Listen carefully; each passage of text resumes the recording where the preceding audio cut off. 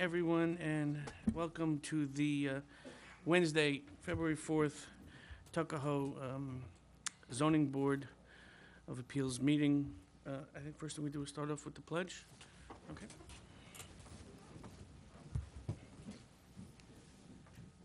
The Pledge of Allegiance to the flag of the United States of America and to the republic for which it stands, one nation, under God, indivisible, with liberty and justice for all. Thank you.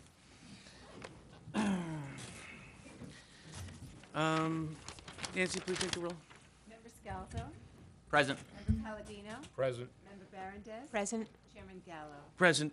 Okay, I would first like to acknowledge the resignation of our esteemed member, Nick DeSalvo. Nick has moved out of the immediate community and therefore is not able to serve on this board. However, the good news is that Nick and his family are staying in the greater Eastchester area and have moved into Eastchester. And I certainly hope that Nick continues his excellent public service.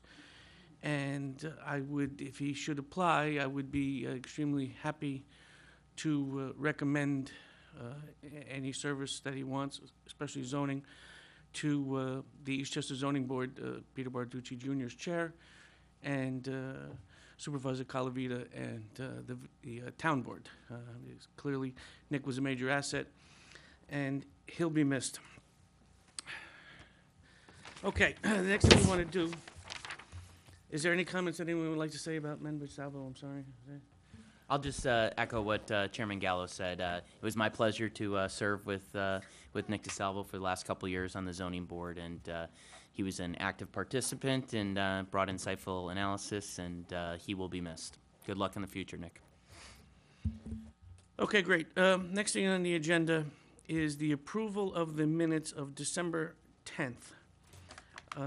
Everyone has received, and I'm sure has had time to review the minutes. Does anyone have any changes or issues with them? No? I make a motion to approve the minutes. Do I have a second? Second. All in favor? Aye. Aye. Okay, the minutes are approved. Okay. There are three items on the agenda tonight, and 50 Columbus, which is a wireless communication facility, is a return. That's adjourned for this meeting. Not returned, it's adjourned for this meeting. They're working out their issues, and we'll see them in the future.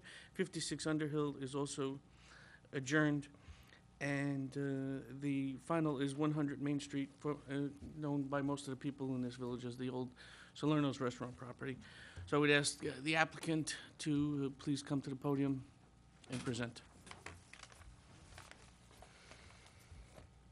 Thank you, Mr. Chairman.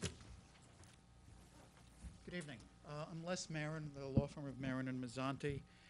Here for the applicant, MC Equities, LLC. Also this evening, I have Joe Crocco and Chris Crocco, the architects on the project, and Tracy Murray, who is one of the principals of MC Equities, is here also. This application relates to a new building that's proposed to be constructed at the property. It's in the BR district at 100 Main Street in the village. It's section 28, block 5, lots 3, 5, and 7.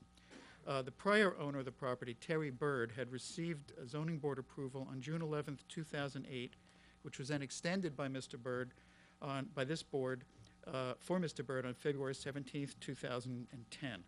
He had obtained variances for building 22 apartments, having 3,900 square feet of retail, having 4 stories instead of 3, and having an FAR of 1.96 when the required would have been 1.2.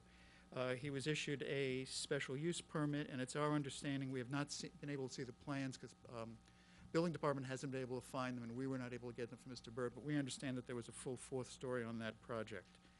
In 2011, MC Equities, Ms. Murray's company, acquired the property. Generally, approvals run with the land and variances run with the land. So therefore, in August of 2011, the Murrays obtained extensions of the Bird special use permit and variances from this board. They're local residents, they're familiar with Tuckahoe in this area, and they want to build, and they've done work and building in this area. They're also familiar with the Main Street corridor. So notwithstanding all the approvals that have been obtained, and that had run with the land. And looking at the issues of this particular site, including groundwater, the marking conditions, the Murrays decided that they wanted to downsize the project. So they came back with a slightly smaller footprint, with less disturbance on the existing grade, because I'm sure you've been out there, but there's a very dramatic rock outcropping and elevation change on this particular lot. Excavating for the underground parking, as had been proposed with Mr. Byrd, was impossible or just extremely cost prohibitive because of the underground water that we know there. And we have this information from the owners of the adjoining property and concerns they have, as well as information that we've seen at the site and have tested at the site. So basically, the excavation there, besides hitting rock, is going to be hitting underground water, so excavation was going to be impossible. So, and also, while this owner would prefer only residential, it's mindful that the village wants to encourage ground floor retail space along Main Street to keep the corridor there lively. Towards that end, the Murrays applied for a different project, and in 2012, they were granted a special permit and certain variances from the zoning board and received an extension in 2013. They then spent a number of months doing final engineering, and they went to the planning board for site plan review. After numerous meetings at the planning board, they obtained approval in December of 2012. When they went back for architectural review, the planning board was not happy with the facade and the setback from the street that was proposed by the applicant. But rather than challenge that in court or any other challenge, the owner had then decided to hire a new architect, do a new configuration for the building, and we went back to the planning board. When we went back to the planning board, we went back to them on an informal basis, as is required and recommended by the zoning code for the RB district. So we went to them first, and we received a favorable reaction from the zoning board. And then we went ahead. Planning board, you mean? I'm sorry, from the planning board. My apology. From the planning board to the facade and what the new building would look like. We then spent considerable time and money doing engineering studies to make sure that things would work and honing down that new design. The changes include only one level of parking, only one curb cut instead of two along Terrace Place, and dramatically changing the facade and bringing it out to the property line. The road there's a significant elevation change there. There's an elevation change of about 6 feet. It goes from about 132 to 138 as the level along Main Street. There's also a curve in the road. So now the building, besides dropping off along with the road, also curves with the road as the When you say planning board. 132 to 138, you mean above sea level? Is that just? Yes. Yes, okay, thank you. Not off the ground. Right. So at this point, we're seeking some approvals from this board, and then we'll go back to the planning board for final site plan and architectural review from them. In the past, for this particular project, but the Murrays have been involved with, the zoning board had authorized the joint use of parking spaces for residential and retail use. They had authorized not less than 33 parking spaces with shared parking and having no reserved spaces with a system for stickers or hang tags to ID the residents and commercial tenants. They also had recommended, based on the recommendation by the planning board, this board had authorized a 9 by 18 parking space, while the normal spaces are 10 by 20, and having at least a 60-foot wide space with a 24-foot aisle in the middle. So that's what was approved last time. We've stuck with that proposal. Also, in the last round, the board had approved a 1.32 FAR. In 2008, it was 1.96. Now we're looking at 1.92. The final variance. So, wait a minute, just let me, I don't mean to interrupt you, but I just want to make for clarity. Because again, it gets confusing. So, this board, the most recent was 136, but in 8 it was 192.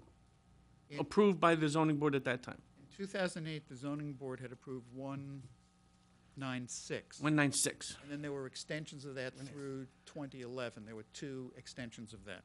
When we were back in 2011 and 2012, it had been 1.32. And that's what was approved. However, as Bill Williams, after that approval, when we were at the planning board stage, Bill Williams had an opportunity to look at the more detailed plans, and he had determined that the 1.32 is in fact not a correct number. The true number, and I know he's here this evening, so he can correct me if I'm wrong, but the true number was really 2.2. Not that this board had approved 2.2, but the true number for the project was 2.2. So we would have either been redesigning it or coming back to this board for a variance or for approval. And I know I might be going out of order, but bear with me. Just since we're on that now, the current application for the FAR is what? 1.92. And I'll come back to that again later. Yeah, just since we're talking about it and the folks at home are listening to it, I feel that it's important to put everything in perspective. Not a problem. And we're also looking for a special, in the past, there had been a special permit for 18 residential units. That was the Murray application. In the past, it had been 22, with a mix of 1 and 2 bedrooms and 3,315 square feet of retail space. At this time, we are looking for, the requirement would be 56 parking spaces. We're looking for 33, as I've mentioned.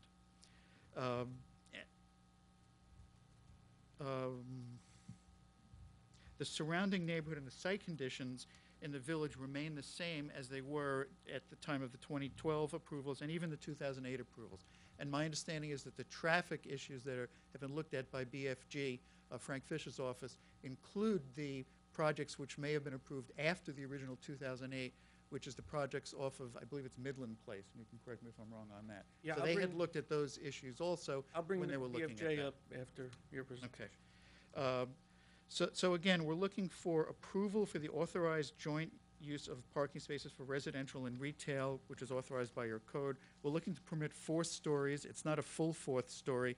And frankly, in this case, the first floor is really almost like a basement because of the way the elevation goes.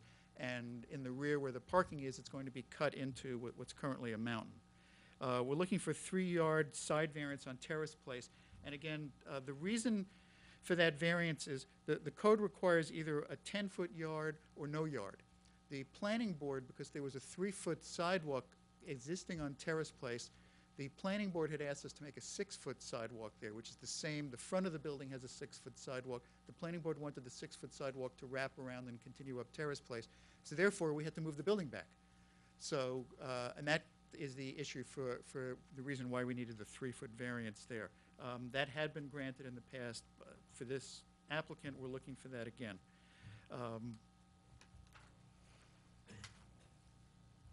I want to quickly run through the standards and tests for zoning variance. I'm just going to ask one more question once we're on this. What I'm trying to understand is the amount of time that this applicant, in the most recent application, was at the planning board. Because I don't recall. I know we had, I think we had a special meeting to extend the special permit at one time, or was that the new application? That's what I don't remember. But what I'm trying to just get a handle on, how much time did the applicant spend, ballpark, within 2 months, 3 months, at the planning board for both planning board approval and architectural review? Is there any guesstimate you could give us? Is at least 18 months. So 18 months at ballpark 18 months at planning / architectural. Right. Now, and what happened is the approval for the, I had the dates here. The planning board approval was obtained on December 18th, 2012 for site plan.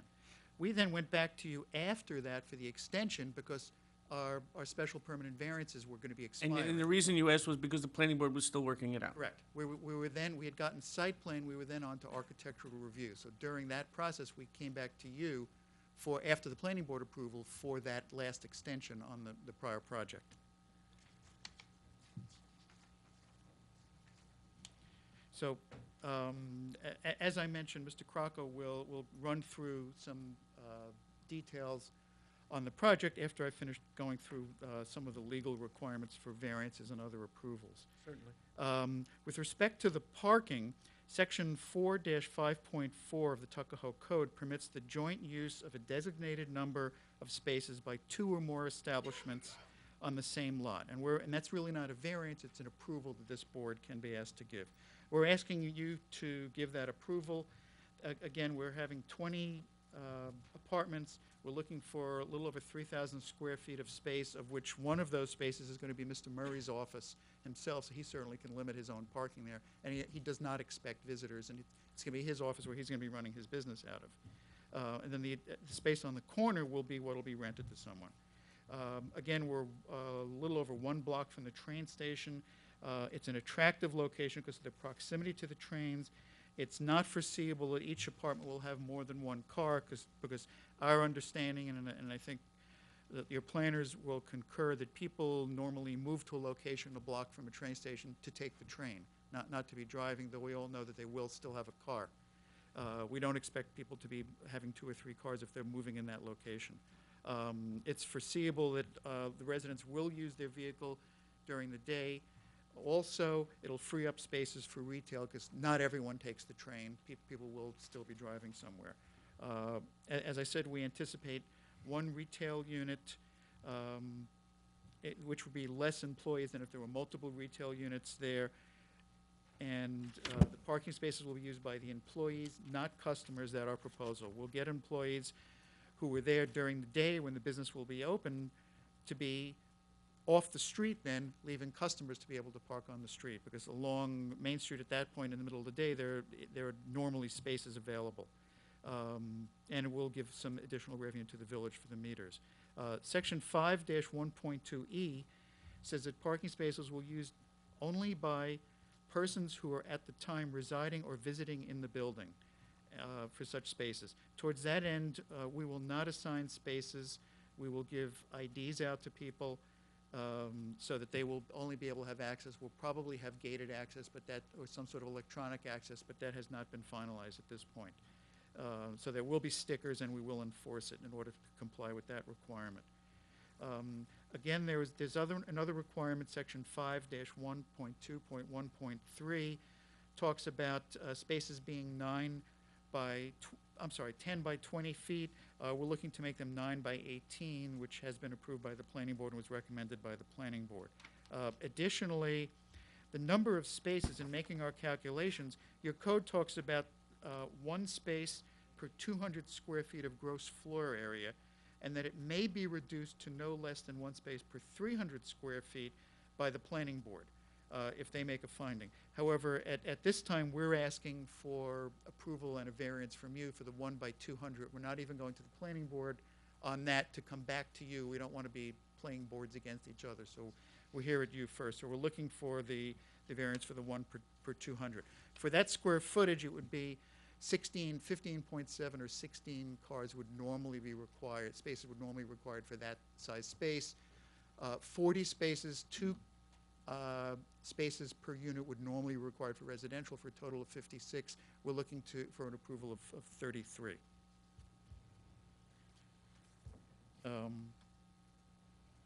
In looking at the tests and the general, this board is supposed to look at whether an undesirable change will be produced in the character of the neighborhood or a detriment to nearby properties will be created by the granting of the area variance.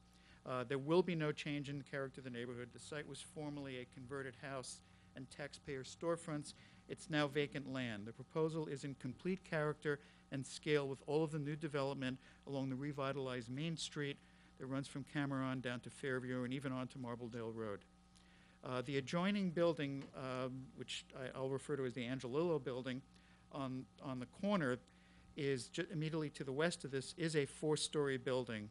It's a square brick building that's well maintained, and it anchors that corner of Main and Fairview.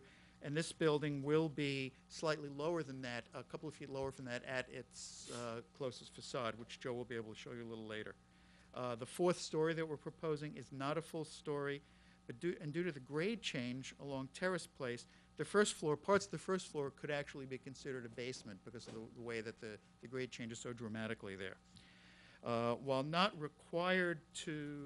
legally required, we're continuing to propose a 6-foot corridor above the first floor along the Angelillo building. So in other words, this building will be set back from the property line 6 feet along there to give some air and light to the existing Angelillo building. The entire building? No, it's set back. It's on the plans. Joe will give you the exact dimension. It runs. I don't want to start to venture to guess now. Pardon me? Right, where the areaway is on their building, it's on the plans, and I'll have Joe point it out to you when he gets to the plans Okay. later. But we had originally agreed in discussions with the Angelillos as well as with the Planning and Zoning Board to have that corridor and make this building smaller along there. We're going to continue to do that. Also, the building now will be more set back from the neighbors on Terrace Place. We originally were going to do a retaining wall right up to their property line. That's not going to happen. It's going to be a number of feet, which Joe will get into, back from there, so there'll still be a sloped hill coming down there. It was a combination of the costs to remove the excavation there, the cost of doing a retaining wall, and also aesthetically. It looks like a better building this way, and it's more attractive for both the neighborhood and the residents here. As I mentioned, the 3-foot variance along Terrace Place makes the building a bit smaller and the sidewalk a little wider. The parking spaces, the multiple use of parking spaces will not hurt the neighbors, and it even helps them. The 4th story, if I may, in the 2008 approvals, the zoning board at that time said, although with relation to floor area ratio, which I'll get into in a little while, it said, although the floor area ratio will exceed the limits imposed by the zoning ordinance, the slight deviation will adequately offset by similar buildings within the business residential and nearby business zoning districts along Main Street. The slight increase in floor area ratio is mitigated by the additional 4th story to the proposed building, which brings the building overall height, in that case it was 42 feet on the prior application. Here we're talking a little less than 42 feet. The height is the same or nearly identical to the adjacent and nearby buildings. The zoning board went on to say that with respect to the variance for number of stories, proposed building will incorporate dormers into the slope of its roof on the 4th and uppermost story of the building. Incorporating dormers into the slope of a mansard roof having several pitch angles and roof lines will mitigate any negative aesthetic impacts from a 4th story on the nearby or adjacent 3-story buildings. This type of aesthetic will reduce any imposing or perceived effects of the 4th story. Moreover, and significantly, the applicant complies with the building height limitations for this zoning district. That is, the building height is only 42 feet. And that was a quote from the approvals from the zoning board in 2008 for the Bird application. And Okay, so Frankly, that is the first approval, correct. and you have the attendance on that? Excuse me? I don't know if, does it show who the members were? I'm not sure if anybody from this board. June 11th, 2008. Present were Gloria Roselle, chairperson, Susan Crane, Kevin McBride, Phil Allison, and John Kang. Okay, so it wasn't any members from this board. Okay, Correct. just want to make sure.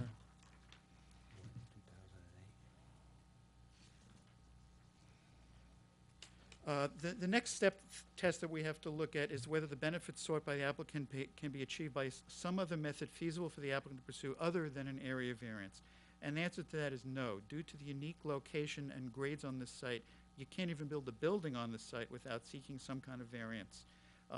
Again, we're not seeking too many changes other than were given in the most recent prior applications. And in the past, this board has found, and this was in Murray's approvals, that the proposal to increase the residential and commercial viability of the property and the proposal seeks to increase the residential and commercial viability of the property and Main Street. Because of the BR zoning, alternatives are unavailable. No other feasible solution. Unique location of lot and minimum space required for the project, no alternative absent granting of variance. And this was a finding by the zoning board in 2011 on the Murray's prior proposal here. So while this proposed project is smaller than what was approved on the Bird application, it's still in character and scale with Main Street.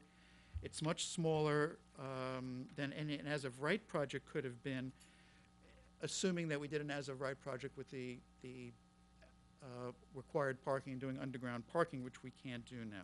And as I said, excavating down below grade, there's issues of groundwater there, and there's also a significant grade change along Terrace Place, which we've decided not to disturb. We were informed that a full 4th story had been previously approved by this board for the Bird application.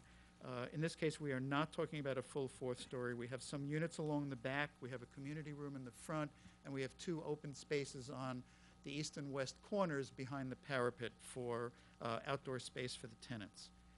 And as I mentioned before, the other difficulty with the site is that the street curves there and the grade changes significantly. The I next just- issue that you're supposed to I look just at. want to ask you one question. Again, I'm sorry to interrupt, but I just want to ask the questions while we're on topic because there's, so many topics. This groundwater has been an issue in the past, from my research.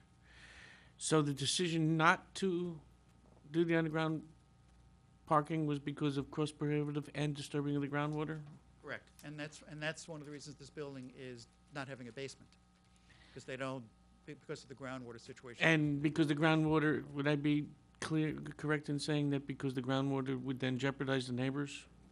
The impact to the neighbors? It's very likely. Or if we created a greater, I mean, if we created a problem that we could not, under current state law, we could not do something on our property which would affect the neighbors by intrusion of water or groundwater and things like that. If we did it, I don't know where the water would go to. It would probably be going to the municipal storm system or something like that if we were starting to do something. And we're not about to do that. We don't want to disturb anything further than is disturbed now. So would I be correct in saying that part of the parking variance requested is because of the potential problems of the groundwater? Would that? Yes. All right, thank you. The next test is whether the requested variance is substantial. We would respectfully submit that it's not. BFG Planning has previously recommended a variance for 33 spaces, and that was when there were 2 entrances. Here we only have 1 entrance. At the planning board meeting, when we appeared with this new proposal at the planning board meeting, the parking proposal was slightly different, and BFG actually came up with the current layout that this has been changed to. And that's why we were originally supposed to be on your agenda in September. We adjourned it because BFJ had looked at it. They said, we think the parking may work better if you do this. So we worked out a different way. We followed their recommendations and worked out a different way, so that's what was done. And it's our understanding, obviously Noah can speak to you and clarify that they are okay with the layout of the parking as it is and the proposal for the variance. The zoning board had also previously found that the 33 spaces, giving the 33 spaces was not substantial when compared to the adjacent and the nearby properties.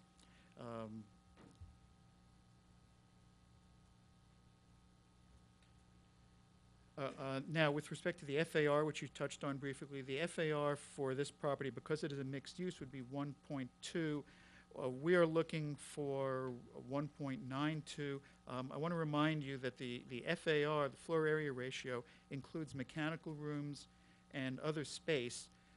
And as there's no basement here, there's little impact because of the grade change along Terrace Place there. We're not, the building isn't any bigger. The building, in fact, the FAR is actually would have been higher had we been doing the parking below. So let me just stop you there, I'm sorry. The FAR includes parking? No, it doesn't include parking. So if we were doing the parking, how would it be higher? No, it had to do with, because there would have been mechanical space down the bottom also. Um, But we're not seeking that. I just raised that as an Does the aside. community room count in the FAR? Yes. But that's unoccupied. It's not an apartment, but it does count because it's space in the building. Is there any other rooms? As do the mechanical rooms, they have to So count. mechanical rooms and community room? Yes. Okay. And there's a gym also. And a gym? Yes, on the 4th floor. Okay, I'll ask the architect to try to give us a ballpark square footage when we do your presentation as to the mechanical rooms, the gym, versus the total square footage. Thank you. Go ahead, counsel. Then there's an issue of building coverage. In the past, we had not obtained a variance when I was involved with this project. We had not obtained a variance for building coverage. There's nothing in the RB zone that mentions building coverage. However, in listing the required variances, Bill Williams has noted that the chart of requirements in your code that's in the back, one of the schedules, lists building coverage in the RB zone. It's my legal opinion that there is no building coverage requirement for this because it's not in fact in your code, nor is this chart referenced. However, rather than asking you for an interpretation of this or trying to get around this at this point, we added that to the list of variances that we wanted. I'm sorry, that we're requesting. So the building coverage, which is 50%, we're looking for 61%. And again, we don't think that's a requirement. Just to make sure all bases are covered, we are asking for approval for that 61%. And again, the building coverage, in this case, an open yard or parking is not an efficient or productive use in space in the village's central business. And that's why we're asking for the parking variance. Again, there's no strict test for substantial. The test is just based on looking at the totality of the application and its impact. It's submitted that the requested variances are not substantial. The next is whether the proposed variance will have any adverse effect or impact on the physical or environmental conditions in the neighborhood or district. We respectfully say that no, it fits in. It's frankly more attractive and better looking than our last proposal, which was approved. The project, it was extensively reviewed and studied by the planning board, by the zoning board, by BFJ planning consultants. It will not have an adverse impact. It will improve the conditions in the neighborhood, and it will be more in character and more uniform with what's in the neighborhood there now. As this board previously found on the Murray application, the project will not generate any negative environmental impacts such as poor aesthetics, increased traffic congestion, hazardous traffic rerouting, noise pollution, exhaust, fumes, noxious odors, increased surface runoff, sewage problems, and waste production, and/or storage, steep slope erosion, subsistence, air pollution, and other negative impacts on ambient air quality in any area, or any other negative environmental impacts. And again, this was from the zoning board's 2012 approval. Also, the 2008 approval for the Bird project, when it talked about changes, it said that despite the fact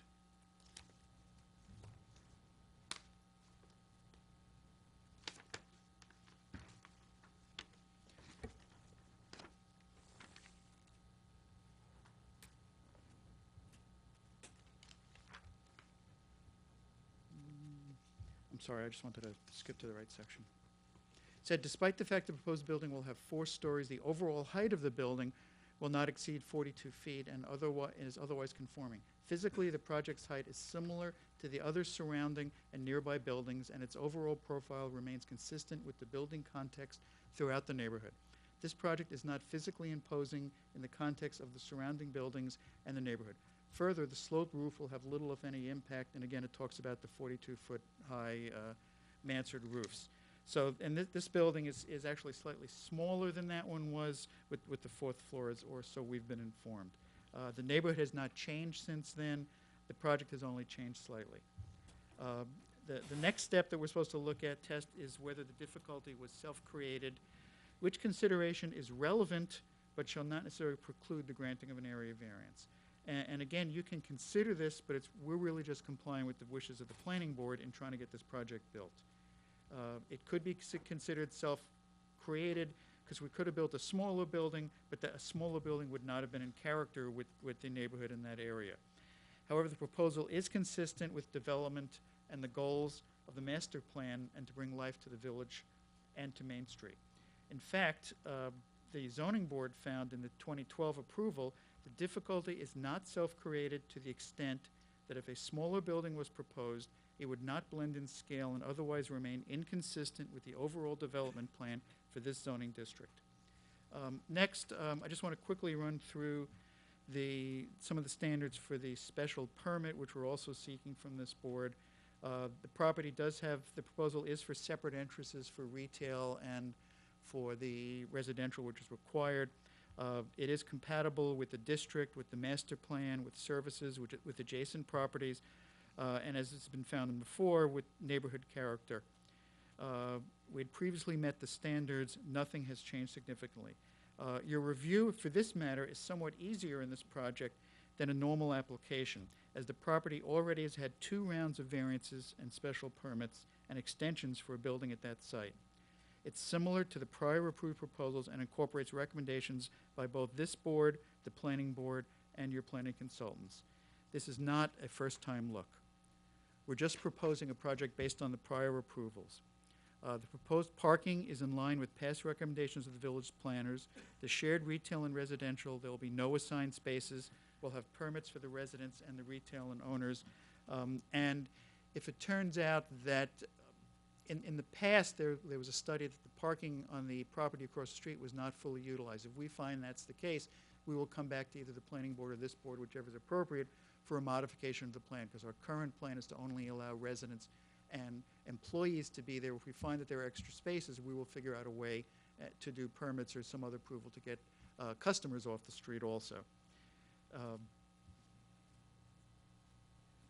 We again propose, in line with the previous recommendations and approvals, that Terrace Place be made a two-way street from Main Street up to the driveway. This will not increase the traffic on Terrace Place. It'll ease access to and from Main Street. And should this board and the planning board grant approvals, we will then go to the village board, because that's something that the village board has to approve. We did have a favorable review from the police department in the past and had a favorable view from the village board, but we never went ahead with the full Okay, let me just double clarify that for the residents. Terrace is currently a one-way street, and you are proposing, and I remember this to make it a two-way street, but only as far as the property, so that people will not be able to drive up Terrace and interfere with the residences up there in that narrow street. Am I correct? Yeah, currently Terrace comes down towards Main Street. The proposal is to make it a two-way just up to the curb cut going into this building. There'll be appropriate markings on the pavement and other physical barriers along there, so the people coming down the hill will know that. And that was the recommendation of both planning and DPW. They were concerned. They didn't want to make Terrace a two-way for the whole length because of the steepness of that hill. Okay. So it's just for that short distance. All right, thank And there'll be appropriate signage placed there, which will be paid for by the applicant. Okay. Again, and also the owner has already acted to mitigate some of the aspects of the project and has worked with some of the neighbors. They've met with the Angelillos, who own the adjoining property building. They revised the plans to have the 6-foot corridor between the buildings to prevent more air and light for the Angelillo building. They committed to working with the Angelillos on the design and installing underpinning, which will have to be done because we're so close to the building, and to mitigate any potential water issues. We have a legal obligation to do that anyhow. We're going to be doing that. We've already rebuilt a retaining wall in the adjoining property along Terrace Place. This was years ago, and shared the cost of that. At this point, with this proposal, we don't expect to affect the adjoining property owner along Terrace as much, because we're not excavating back nearly as much into that mountain at this time. Again, we had special permits and variances and extensions were granted in 2008, 2012, 2011, 2013, including for a 4-story building. I would respectfully submit there has been no material changed facts or circumstances that would provide a basis for reaching a different determination than that which reasonably and rationally supported the prior approvals. I would respectfully request an approval of the variances and the special permit and approvals. I'd welcome, if you have any questions about these issues right now. Yeah, I'd like you to stay there for a minute. I'd like you to stay there for a minute. What I'd like to do now is I want to ask council a question and then get comments from our council, get comments from you, and then I would like you to stay there, and I would like, if there are any brief, specific questions after I finish with our village attorney, and if we have any brief specific questions for the attorney for the applicant based on what he said, because I feel that our more general questions should be presented after the full presentation. So my question for village council. Yes. And this is really what we're wrestling with, is that council for the applicant has constantly referenced the prior approvals, and there were so many of them. And but in our discussions, the expiration kind of nullified them. And, you know, we have the prior zoning board did approve some pretty hefty variances, but there were trade-offs. Do we look at them at all? Well, they happened. It's in the past. You're not bound by them. But you also have to understand, you have to take them one at a time, basically, because the 2008 approval, they were approved for 4 floors, but there was no parking variances requested. at that Because of the underside, Because I think a majority of the building was gonna be parking, they were gonna build a parking structure. underneath, I believe. That's correct. And then what happens is, in 2013, there was a 3-story building approved, but there was a variance on the parking. So there were approvals for the height and for the parking, but 2 different applications, and they kind of mixed and matched. So you're not bound by those, but you gotta really take this as a new application, but there were differences with those approvals. But they did happen.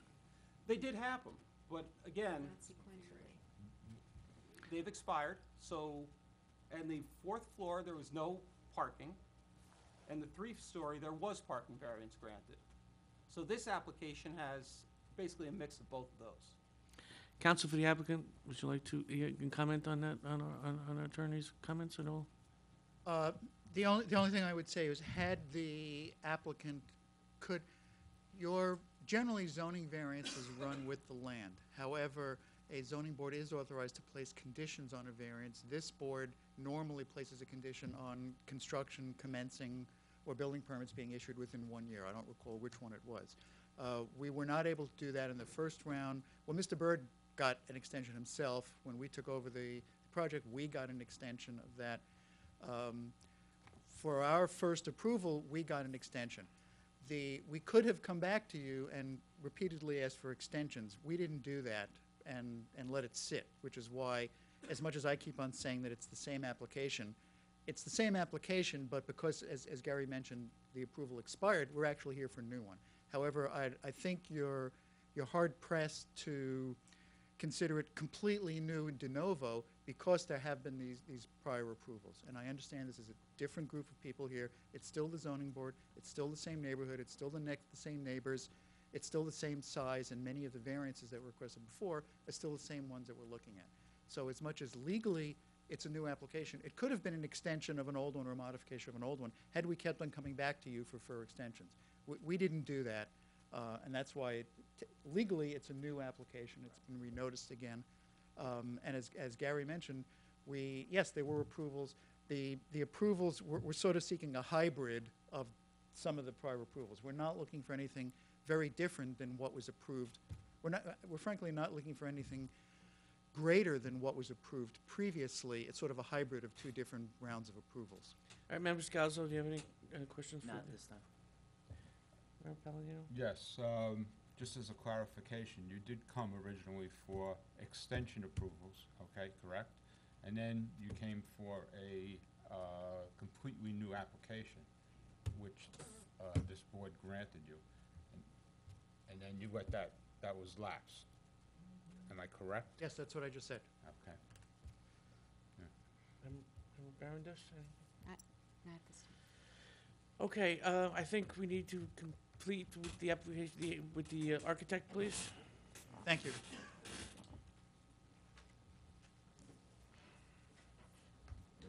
Good evening, Joseph Crocco, 4 McDonald Avenue, Armonk, New York. I'm the architect for the applicant. I'd like to take the microphone and go, if that's okay.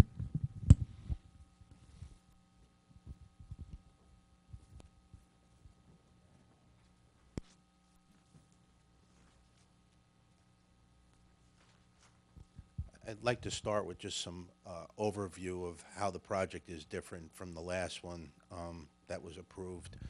The last project that was here and received approval, basically they hollowed out the entire site, built retaining walls wherever necessary, some of them as high as 20 feet in order to create parking for the under the building, but all the parking wasn't under the building. You could look down and see cars here parked. So when we took over the project with the help of Mr. Fisher's office, we came up with this single-loaded, double-loaded, single-aisle parking arrangement, which all is below grade or under the building. This is, Let me just, I'm sorry, I just want to make sure we're all clear. Double loaded means it's a single aisle, drive aisle, with parking on both sides. parking on both sides, but not 2 cars in one spot. No. Okay. It's the most efficient parking layout for parking lot. Okay, thank you. The other one, if you remember, had drive aisles, and it was around and around. This is very simple and concise. So what we did was we took a new look at the apartment level. Basically, the footprint of the original building was similar to this. The retail area was out to the property line, with the exception of the 3 feet for the sidewalk. So the planning board was insistent that the second floor, which at the last application was pretty much straight across, they wanted it out to the front property line. So in order to do that, we had to increase the footprint of the apartments in the front and somewhat decrease it in the rear. So our building line, which you'll see on the other plan, is here. So this row of parking is basically on the ground, and it would be terraces and patios for the apartments on the second floor. So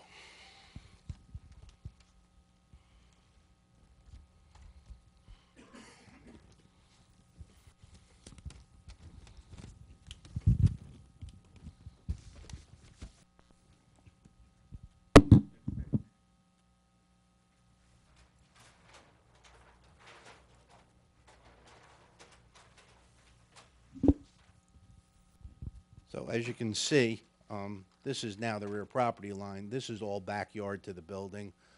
We did create some private patio areas, and we would work with the planning board to determine that.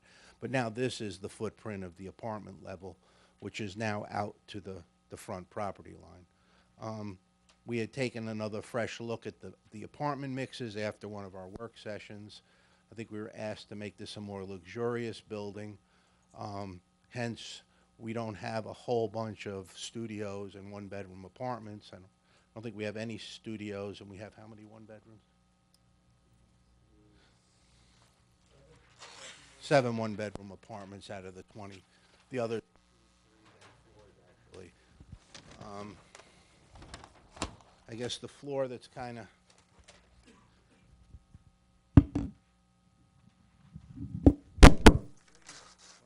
Junior, yeah, help him out there.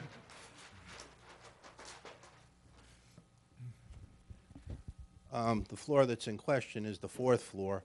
There are only apartments on the rear of the building. There are 2 4-bedrooms, a 1-bedroom, and a 2-bedroom on the 4th floor. This is a roof garden, and this is a roof garden. This is the gym, and this is the community room, which has a little pantry area. And So roof garden, if I can just stop you on that, is open, closed, what is that? Well, it's enclosed with parapet walls. That's what you see on the,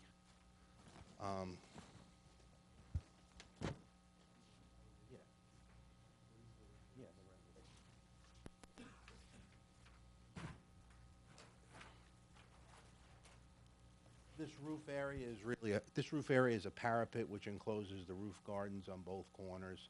So the roof of the building is here, but this is a screen wall which prevents people obviously from falling over and creates privacy. If you're standing on that roof garden, how high is that parapet? Is it 3 feet, 4 feet, 5 feet, 10 feet? Like, It's probably close to 7, 8 feet. so you can't see over it. Can't see over You're not going to see anyone's. No. But there's no ceiling or There's ceiling? no roof. No roof, okay. So, a normal parapet would be about 3 feet. For privacy and for aesthetics, it works out better to be 7 or 8 feet high. So you see that on both sides of the building, even in the rear. Is that counted in the FAR or not counted in the No, FAR? It's not counted, okay. Roof area. This is an architectural detail, which this is the. I think your pinky might be on the radio, on the microphone. I'm sorry. There we are. This is the community room and the gym in this area, and also this is the lobby where the elevator comes up. So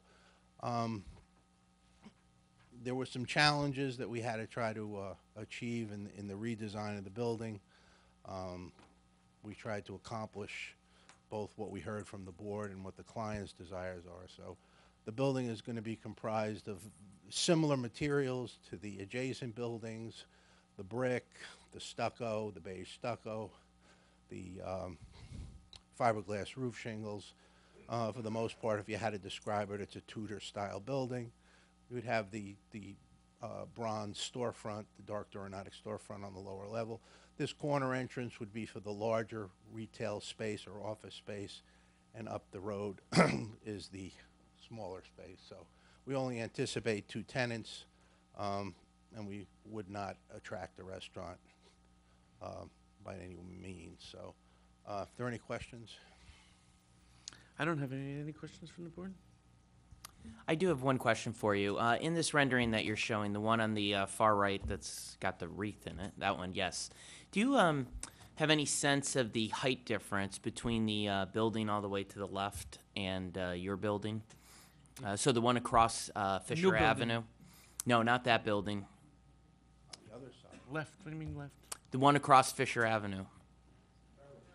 Terrace, excuse me. Terrace, yeah. I used to live on Terrace, now I live on Fisher. I'm getting confused. That building, yes. Do you know the height of that building compared to, That new building.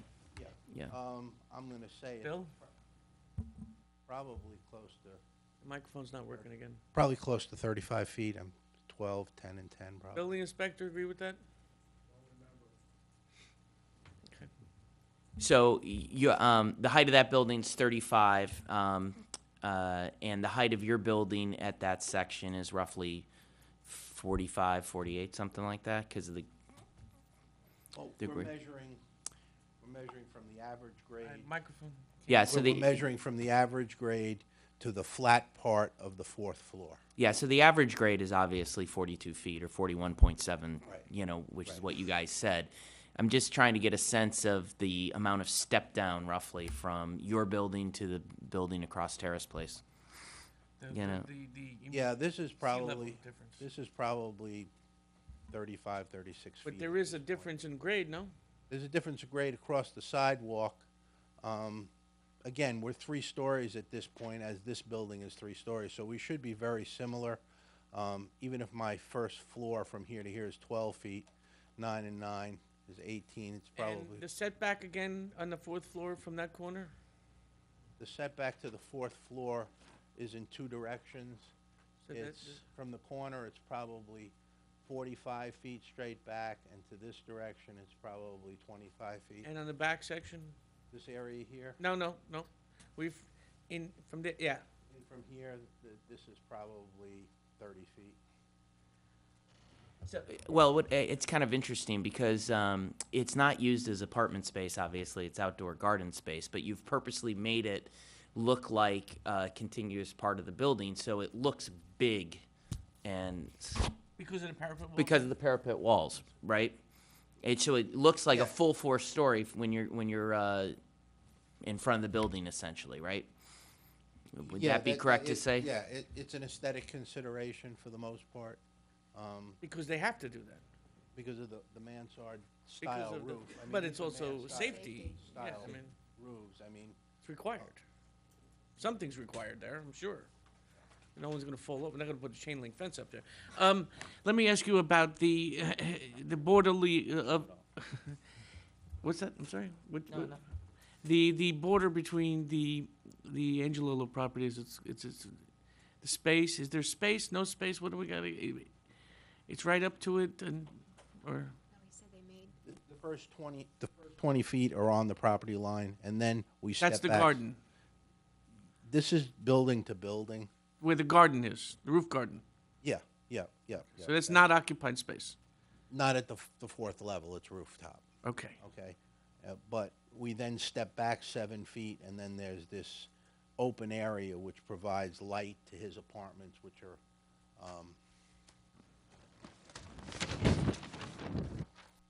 his apartments have an areaway.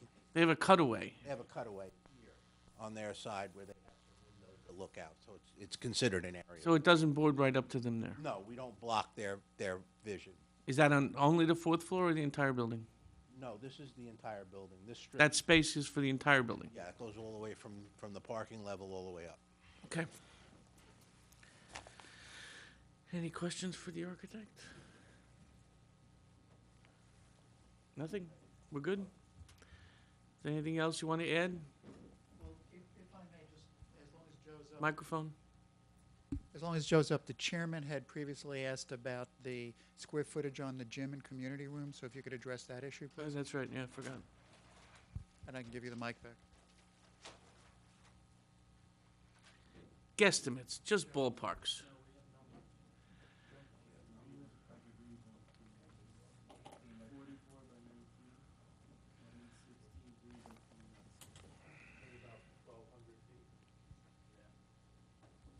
It's about 1,200 feet of common area for the use of the building. What's the total top floor? The entire floor with the roof areas is 14,000. The footprint of the building is 14,000 feet. And 12,000. And the gardens square footage? 1,200. So what's the square footage? Give me the numbers. Well, if I were to look at it, just as, I would say that that's probably 15% of the fourth floor is not occupied space, maybe 20, Well, for the most part, it's this entire strip. right? It might be Might be 30, 40. Might be 30% that are not apartments. Okay, that answers that question.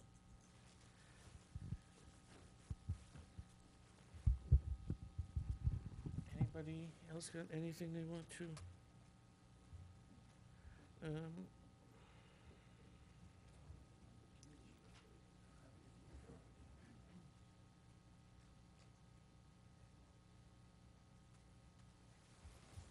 Anybody else want anything before? Not at this point. Any more comments from the attorney for the applicant? Okay, I think that was a very extensive, thorough explanation, and I appreciate it. And so what I'm going to do is I'm going to make a motion to open the public hearing on the variances for 100 Main Street. Do I have a second? Second? All in favor? Aye. Aye. Okay, the public hearing is now open.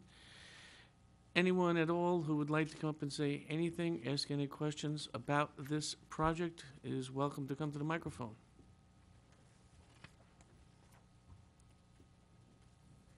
Yes, sir. Please state your name and address for the record. Hi there.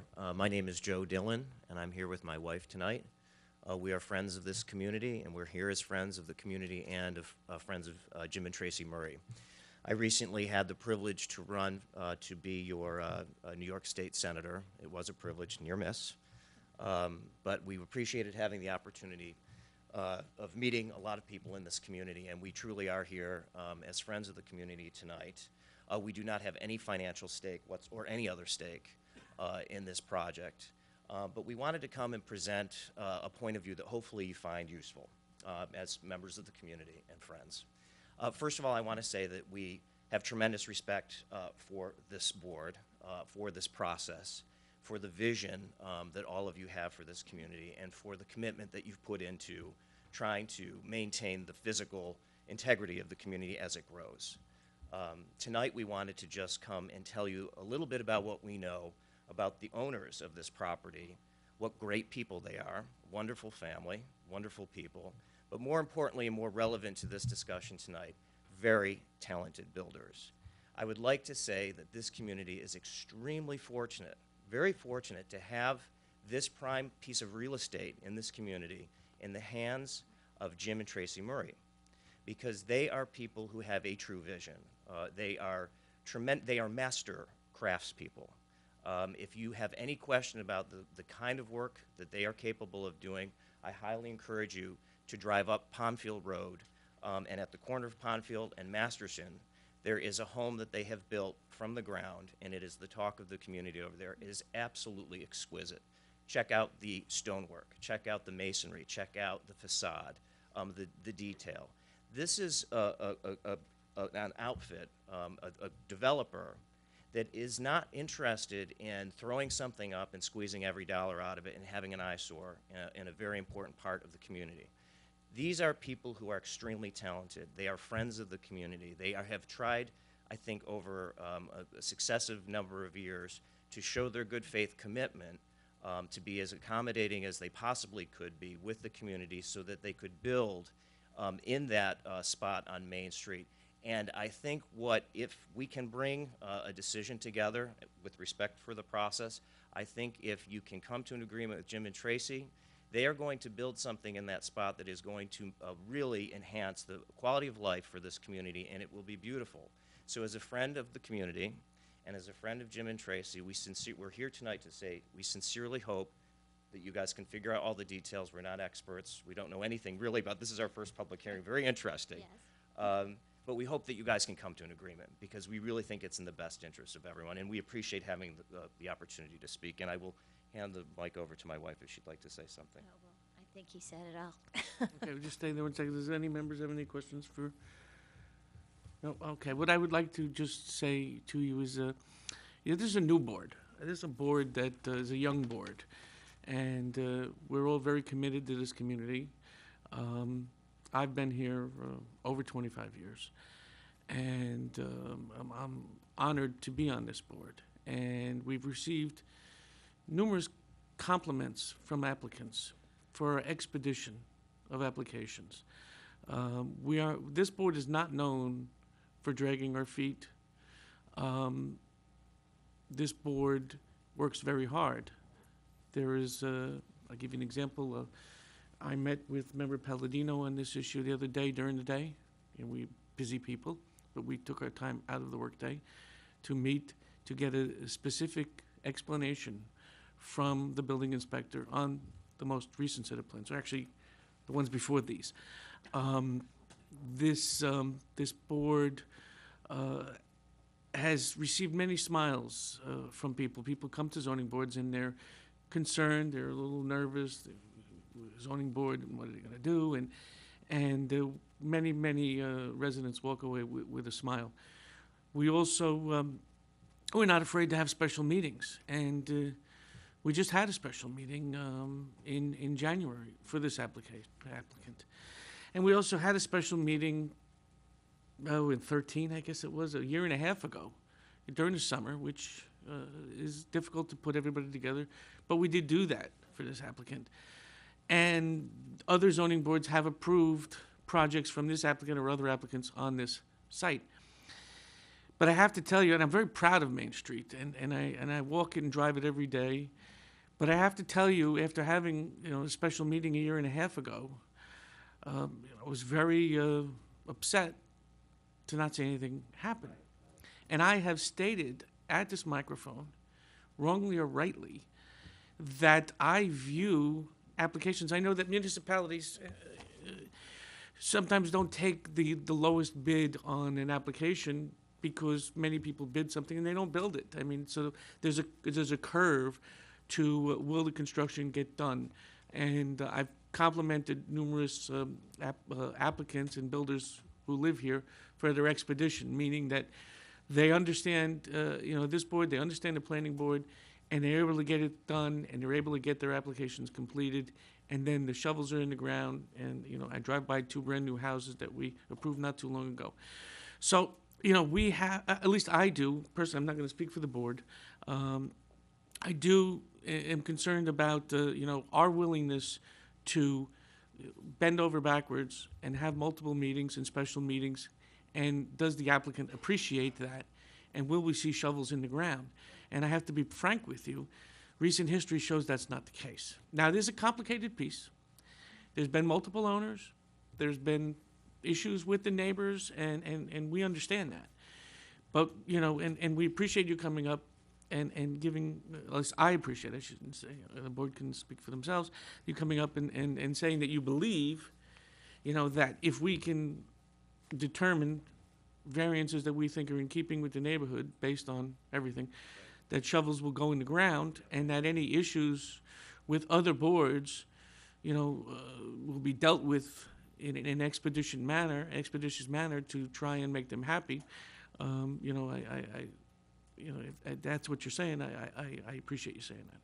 Yeah, and I would like to just say that I think both my wife and I tonight, we were commenting, we really are very impressed and struck by the technical knowledge of everyone on the board. I mean, there is a serious commitment here that I think is to be respected.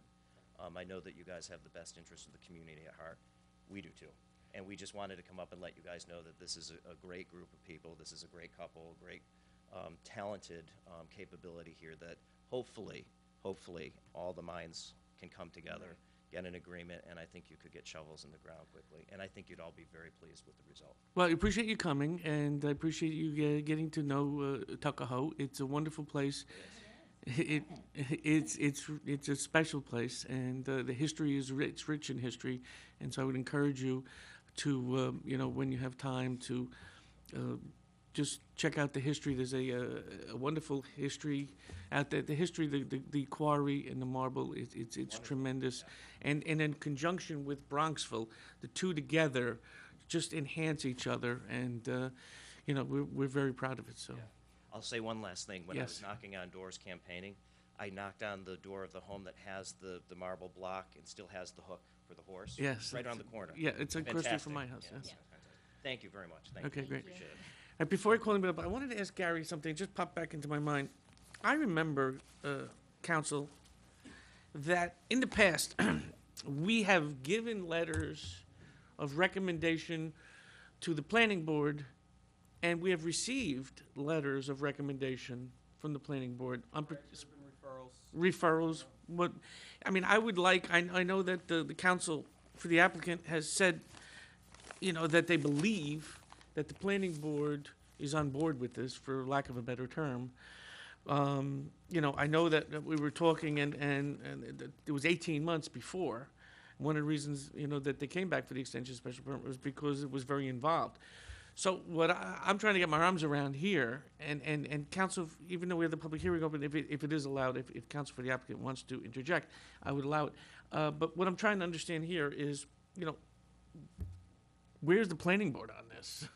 Well, they have to go for site plan. So if you grant variances, they have their design, they still have to go for site plan approval and architectural review approval. Is it completely from zero?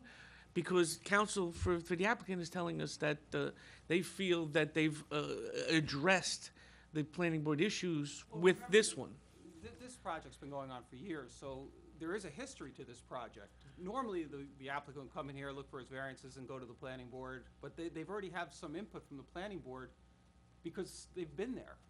They were there for 18 months, I think, on the last application. So they're not starting from scratch with the planning board. Counsel for the applicant, is there anything you want to say to that matter? Joe, I'm sorry, 1 second. I just wanted to. I think Mr. Gertzen has put it accurately. We have been at the planning, the code requires when you're looking for a special permit that you go to the planning board for an informal review, which is what we did at one of their work sessions. They did not issue any opinions. There were no minutes. It was a work session, but we got generally a favorable response, which is why we came to you. If we had already had problems with them in the past, as much as we got site plan, there was no way we were getting architectural review on the prior application. We would not be here if I didn't have some kind of confidence that we would have a successful trip to the planning board the next round. And as Gary has mentioned, we've been through a lot of things with the project. Legally, it is a new application, but there are so many parts of it that are old or that have been previously approved by them that we're optimistic that we're not going to have any significant issues with them, and we're going to get some speedy approval. We're With all also- due respect, that hasn't been the case in the past, and I'm I not pointing understand fingers at anybody. And I'm not going to make any comments about any particular boards. So- Okay, all right, thanks. Thank you. Is there anybody that wants to address exactly what I said, or can we move on with the public hearing? We're okay? Anyone else from the public like to come to the microphone, please? Yes, please state your name and address for the public record. Tori Angelo, I own the property known as 88 to, never mind, 84 to 88 Main Street. I am the owner with my husband of the building to the right of the project. I guess as sitting here listening, there's only some corrections, I think, that I need to state. Mr. Marin said that the setback is 6 feet. The architect then corrected it, so I'm happy. The plans that I have seen, the concept drawings, do say the setback on the side of the building is 7 feet. So That would be the side of the building, is your building, adjoining your building or the front of the building? Yes, my building and his Okay. are gonna be like this for 20 feet, I think the architect said. And then because we have a Cutout. cutout with windows and everything, That's where we felt, for many reasons, and this board is new, we did have a fire in our building. And that cutout is, has windows that are to people's bedrooms, kitchen, and so on. One of our biggest fears and concerns always will be our tenants.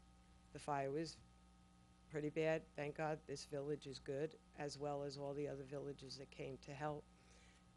But if you close it in more, if you close it in more, or my husband's and my fear would be, how are the firemen going to get there to get people out?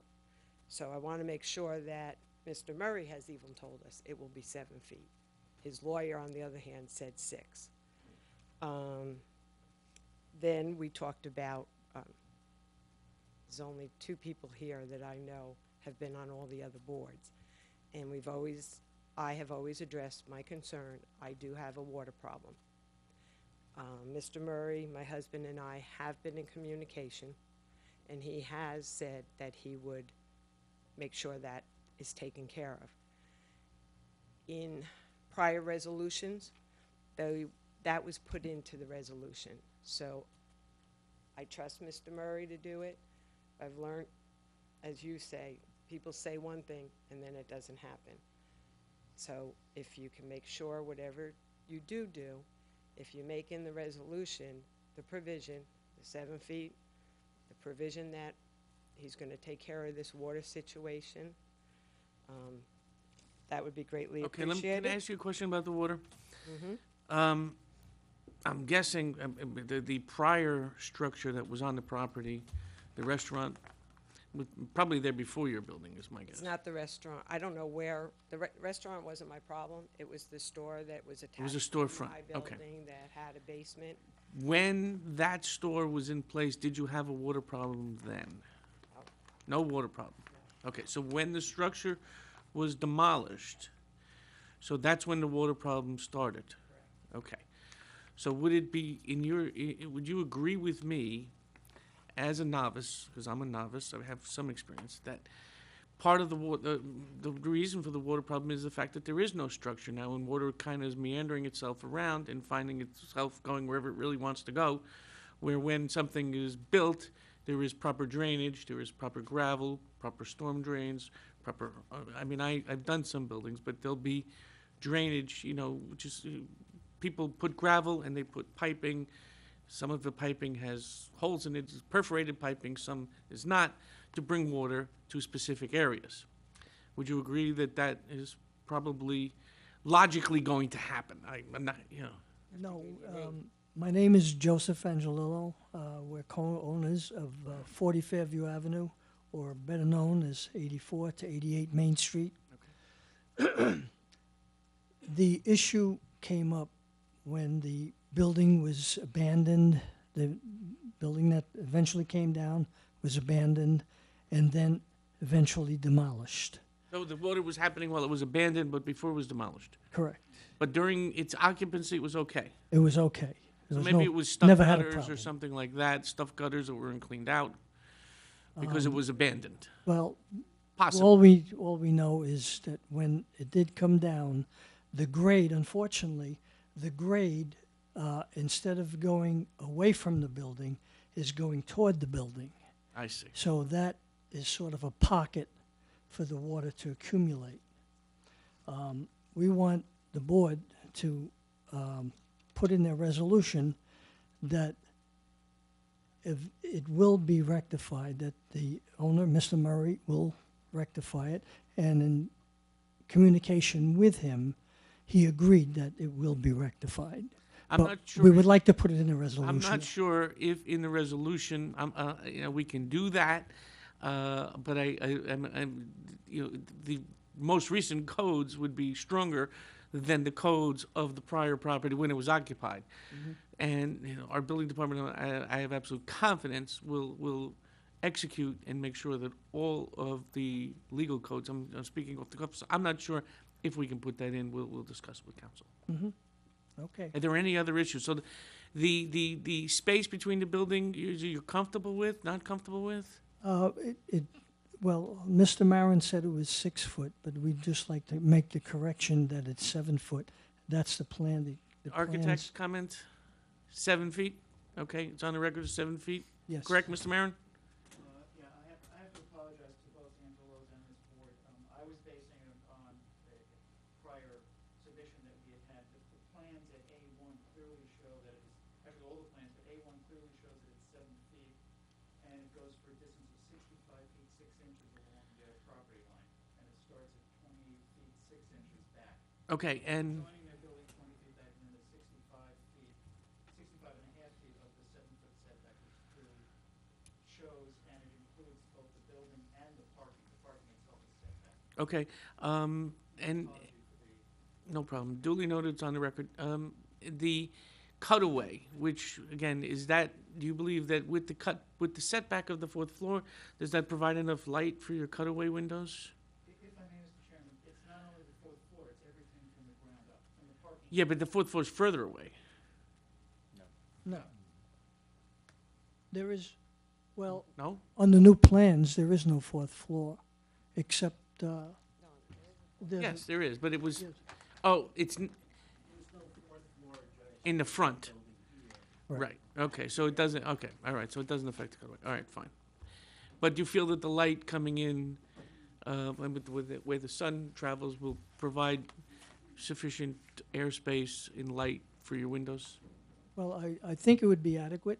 Okay. The most desirable would be to have it set back even more, but I'm satisfied with I the think 7 that's feet. very reasonable, we appreciate that. Is there any other issues? Yes, Ms. I Angelo? just have one other issue. I'm not sure if it's here at a zoning board or a planning board, which is that I've always been led to believe that the master plan, the reason that the Main Street is supposed to continue with retail, is that planning or zoning's? I don't understand your question. That, It's really both. It's keeping in character of the neighborhood. They're both going to be looking at it. okay. So basically, I want to make sure that there is continuation of retail space, whether it be an office or what, I can look at it and I see what it is. It says, I think, Well, that'll be in our Retail. resolution. that's what I wanted to Okay, make sure. yeah, that'll Other be than in that, I really appreciate the new board. I've been at this work session, and I'll probably be at more of them. But thank you very much for your time and your efforts. Thank you. I want to thank the board myself. Thank you very much for coming. We appreciate your input, and we were always concerned about the neighbors, especially the immediate neighbors, and the impacts that the project would have. Is there anyone else that wants to come to, yes, sir, come to the microphone, state your name and address for the record, please. I got something on my mind. Yes. Anthony Fiore, 3 Business Place, Tuckahoe. On the parking, is it going to be out? Is it going to be enclosed, or is it going to be out, partially out? Exposed, you mean? Yeah. It's, Okay. So is it like no ventilation required for it? yeah. I just couldn't tell from The that- back from and the that plan. sides, I believe, are open. This is open for, you know, if fire needs to get to Angelo's building, and it's open over here, obviously, from where you entered. Okay. They're just open. It'll All right, follow, all right, whatever the okay. code is, it'll follow that. All right. All right. Thanks. Well, thanks for coming out, we appreciate it. Is there anyone else that would like to come to, yes, sir, come to the microphone? Excuse me, state your name and address for the record, please. Hi, my name is John Lambert. I live at 43 Terrace Place. I'm the property just south of 100 Main Street on Terrace. That would be behind the property in question, correct? Correct. It's up the hill. And first of all, I'd like to thank you all for being here. I know this is a really long evening, and thank you for taking the time to hear what we, the residents of the town, have to say. Really appreciate that. My main concern has been, since this project started, my wife and I purchased our house in 2009, has been parking. And Mr. Murray and his wife have been very helpful and good neighbors and listening ears, and helped us to rebuild a retaining wall. So that's really been great. We're really concerned about parking. We have a property that doesn't have a driveway. The property is virtually on the line of Terrace Place. There's about 10 feet setback because of, you know, the house was built in 1875. And we love living in Tuckahoe. We love the area. We love the neighborhood. But the parking is already very limited on this street. And I'm talking about the parking for current residents, not necessarily even parking for folks who will be moving into this building, but for current residents. And I don't know what the exact number of spots would be taken away on Terrace Place. I think it's something in the order of 3 or potentially 4, depending on exactly where this the entryway into the parking space will be, because there's parking on that part of Terrace. So I'm just really concerned about how that impacts my family. My wife and I both have a car. There's several other houses that don't have driveways on the street. How that affects us in our ability to actually park near our homes. That's a problem. You know, there certainly are some possible solutions, but If I can just interject to you, Please. This board is very aware of this issue. And the issue really, and this is something that we've said before, is that the community, that such a large portion of it was built so long ago, there weren't cars. People didn't think at that time there were going to be a lot of cars. So there are a number of houses in this community that don't have parking, or have it, or it's limited. And I, just want to let you know that this board has an open mind to that, and we have recently approved additional parking for people, for residences who may be able to squeeze a space off their front yard. We just didn't want to, I think it was Summit, was it? Oh, I know which one you saw, I forget. Yeah, what the name is. So the point is that I just want you to know that should you have a desire, to carve out a piece of land for a space for yourself, don't automatically think, well, it's a big deal, and Right. we judge that on a curve, and, Right. and if it's the benefit to taking some cars off the street versus in the fact of an 1875 house, we take all that into consideration. So always keep that in mind. That's And great. anybody else who may be viewing and may have enough room in front of their house to speak to the building department, get their feedback, and don't feel that we will not be open to that. It's something. Okay, that's great. I mean, I've heard, the issue with sort of curb cuts being problematic, right? And my wife and I would be absolutely amenable to trying to do that, and perhaps If I can even- just, go ahead. Bill, curb cuts are approved by the village board or us? Okay, but can we send a recommendation to the village board on a curb cut? You can. You have a plan here, though, that shows where this is going. Not this plan, I'm talking about somebody else. Oh, somebody else? Speaking in general, if someone were to want to carve off a piece of property, You could send a recommendation, a letter to the village board. I think this village board appreciates the opinion. As long as the building department didn't have any major objections, I would be quite surprised if the village board were not to work with the recommendation of the zoning board. Okay, yeah, I mean, and so that makes me feel a little better, and there are parts even of this project that Mr. Murray and I have discussed, the part abutting our project, our property, that's, an empty space, it's a back lot. To his project, that would be, abutting ours. So, a consideration of perhaps even parceling some of that land and buying it. I mean, I don't know if this is the right place to be talking about this, but, I'm here, so I might as well mention it. Okay. But there's a natural location for a driveway for my wife and I and our Great. kids. How many meetings have you had with the Murrays? I don't know. Ballpark. Oh, 2, 10, 5? yeah, 5. Well, it's nice to hear that the applicant takes the time to meet with Absolutely. the neighbors. Yeah, no, he does. can and I he- ask him a question? Yeah, certainly, absolutely. I'm just curious. Yeah. Both you and your wife have cars? We do. Do you commute to work? We do. How do you commute to work? We drive. You both drive Yeah, to we work? both work in the Bronx. We teach. Yeah, and what happens on our part in Terrace is there's a section of Terrace Place that has no regulation of parking at all. So a few commuters know about that and will come in and will park on that area. And you were mentioning before I was sitting in on the working session, that time where people are sort of getting home from work and leaving to go, that's when we see sort of the most issues. So I'll have times where I'll get home and there's not a spot to be had within reasonable walking distance to my home. Now, I mean, as it exists. You mean on your street? On my street, yeah. And I can't, and I have two children. Is there, I don't mean to cut you off, is there hourly parking on your street? There's like these 5 spots of 2-hour parking, But you're allowed to get a permit yeah, which I have, but those spots are even taken, is what I'm saying. with permit people. Yeah. Yeah. Or folks who are parking for 2 hours and doing business on Main Street. 2 hours is pretty tight though, but anything else, Mayor Are there Barry? any snow restrictions on these streets in the Thank God, winter? No, I mean, Yeah. as far as I know.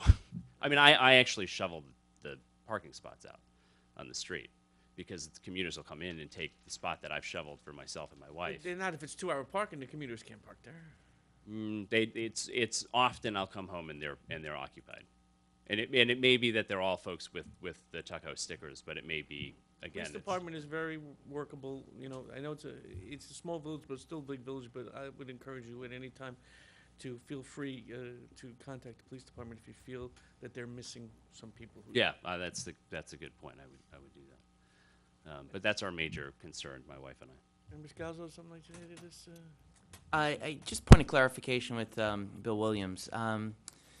This board approved maybe 2 years ago a parking spot for a small blue house on Midland Place, right at the corner of Midland Place and Midland Avenue. You don't need village board approval to approve a parking spot for a house. You do? Yeah, but isn't it, most of these small houses don't have the 5-foot buffer. Yeah, I just remember we approved putting in a driveway there, but you're telling me after we approved it, they had to go to the zoning or to the village board for that? I don't remember whether they had. Okay, thank you. What I want to do, is there anything else you want to say? That's all. Thank you very much for Thanks, your time. thanks for coming out. What I want to do now is I'm going to ask and to move 2 motions. I'm going to ask everyone to be a little patient with us. We've been out here a while, but I believe that our time we've spent has been very productive. I think that the questions and the presentations were quite concise, and but I have some questions that I'd like to deal with the village attorney based on the complicated history of this particular parcel. So I'm going to be asking and hopefully moving 2 motions.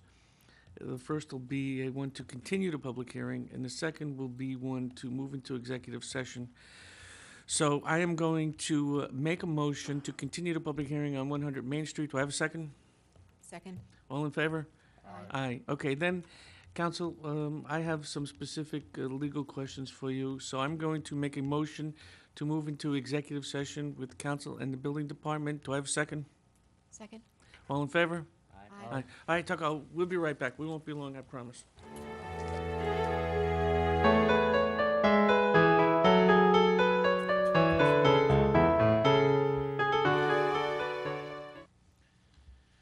Just to remind everyone who you are and where you're from.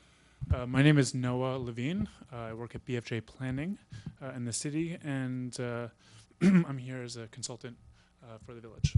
Okay, great, thank you.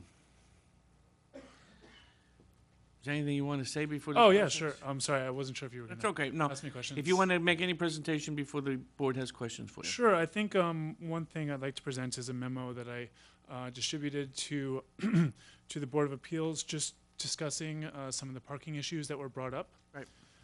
I'm just wanted to remind or bring up that 33 spaces were provided in the plan, and we've provided analysis of what the what the parking generation would typically be for a building that is what we call transit-oriented development, so a building that's walkable to the train station. So those buildings, and we've looked at other buildings in the vicinity in Westchester. And sorry, if you give me 1 second, I forget my memo.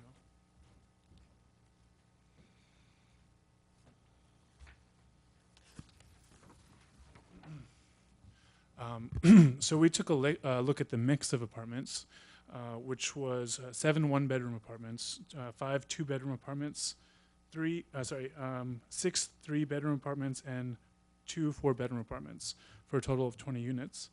And we have our rates for each unit, and we came up with what we think will be about 30.4 spaces that are needed for the residential component of the building. And that was based on the Institute for Transportation Engineers. They have guidelines, and was backed up by other developments that we've seen in Yonkers and in Farmingdale. So these numbers hold up, and we feel that they're very conservative and will work for this development. This was verified by George Jacquemart, who's the transportation engineer at BFJ Planning. We've also looked at the retail component, and we feel that the retail parking demand can be satisfied through shared parking, meaning that during the day, when the spaces are vacated in the building, those spaces can be used for the retail component.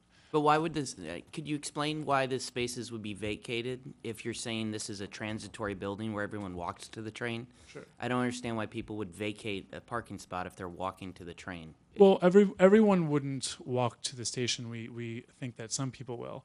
And what we have is kind of a chart that shows the estimated demand, or the how many spaces are going to be filled at what portions of the day, based on a building of this type. And what the the Institute for Transportation Engineers shows is that between 8 a.m. and 7 p.m., they will utilize approximately 65% of the occupied spaces. So it would be 65% of 30 spaces. And does that include nannies or cleaning ladies or home health aides? No, or it visitors? would not include that number. Okay, so no residents. It doesn't include any visitors to any of the apartments. It just includes what the apartment owners may have and where they go. Sorry, let me take back what I just said. These numbers, the 65%, were based on studies of similar developments. So all of those factors were probably taken into consideration for a similar unit. They went around and monitored the buildings to see what the percentage is, how many spaces were basically occupied. So presumably. So how big of an average is that? How big of an average? Like how many units or complexes did they look at across the country? I can provide you with that information. I don't know it offhand, but the statistical viability I can definitely provide. And do you know what the standard deviation was, like what the max usage and what the peak demand is? Yeah, I'll definitely have to get you that information. That'd be great. Thank you. Also, the buildings that were used locally as a basis of comparison, were they similar in terms of how these, this building is going to be developed as a luxury building? Because we're talking about, beautiful, large apartments. The likelihood of having cars is, of course, great, and more than one, sometimes more than two. So in other words, are we comparing apples and apples when you run this statistical model? Sure. We looked at Yonkers, the transit-oriented development right next to the train station. And I believe they did have a similar mix, although I could find out the mix of apartments. I would be more comfortable finding out, what the price points are, what the, where this compares to what they're going to be developing, this beautiful project here.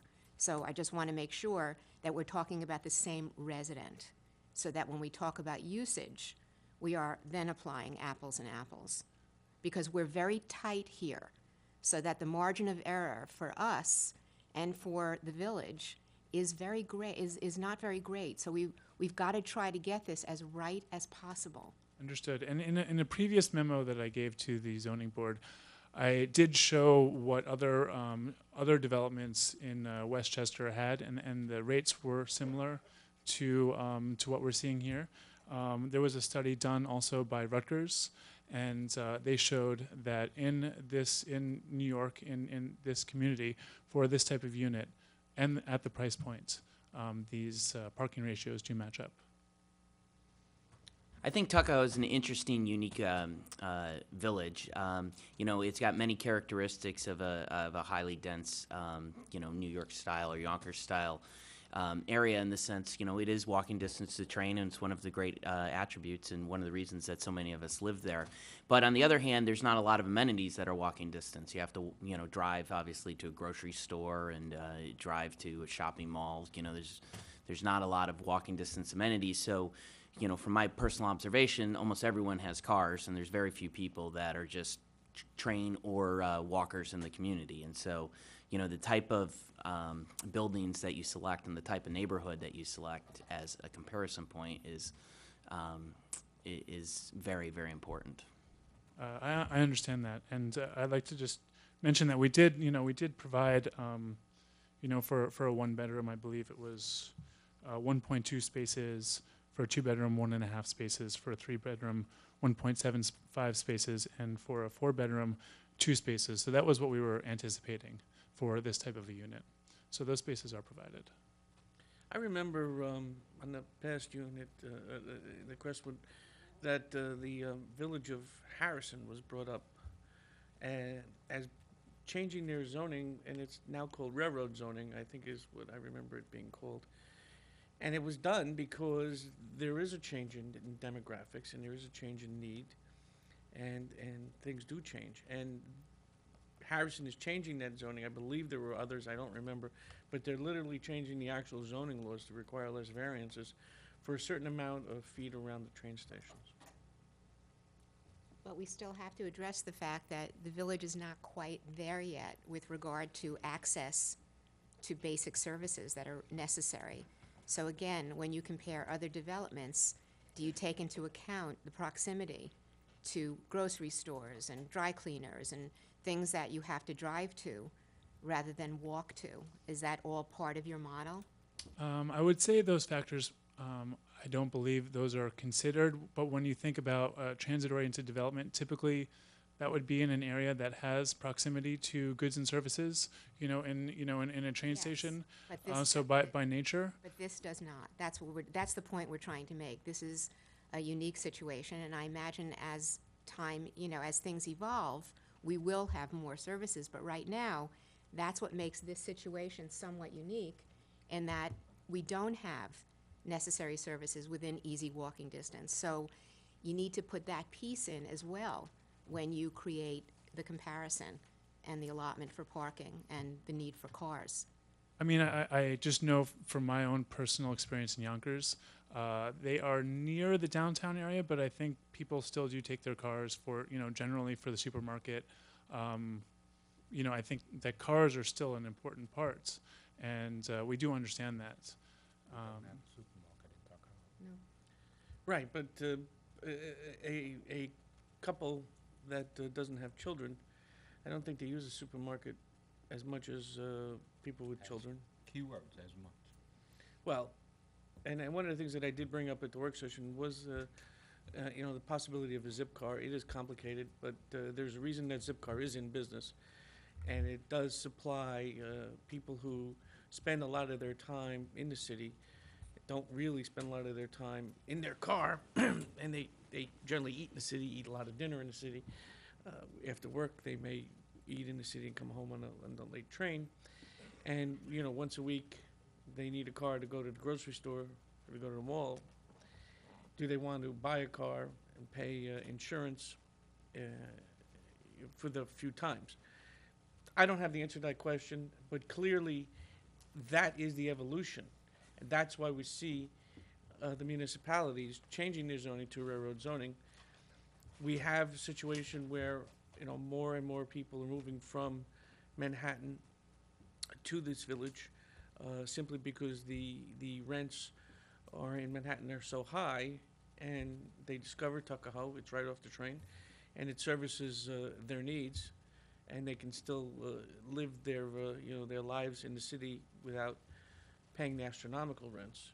Do they want to move up here and get a car?